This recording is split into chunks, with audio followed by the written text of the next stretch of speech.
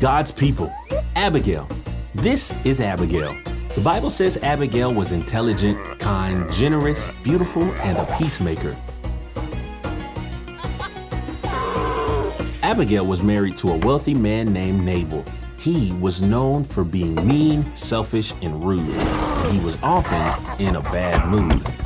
One day, King David and his soldiers were near Abigail and Nabal's home, and they needed more supplies. King David told his soldiers to go to Nabal and ask him with kindness and respect for more supplies.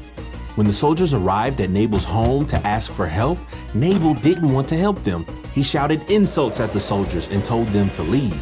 When David found out what had happened, he was outraged. He told his men to get their swords. They would fight Nabal because he had insulted them and refused to help them. When Abigail heard from one of her servants how unkind her husband had been to David's men, she took immediate action. She wanted to help David and his men, and she also knew that her husband's rudeness could get their family in serious trouble. She gathered supplies, loaded them onto lots of donkeys, and sent her servants to take them to David.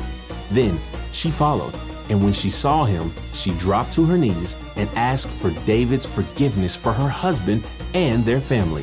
When David heard Abigail's pleas and he saw all the supplies she had brought, he calmed down immediately. He felt peace in his heart. He even thanked the Lord for sending Abigail to bring peace. David was so impressed with Abigail's generosity and bravery, he forgave Nabal and told his men to put down their swords. He said Abigail could return home and his soldiers would not harm her family. King David didn't forget Abigail and how she bravely made peace in a hard situation. Later, when Nabal died, David even asked Abigail to marry him. Abigail used kindness, bravery, and generosity to make peace. And that's a little bit about Abigail.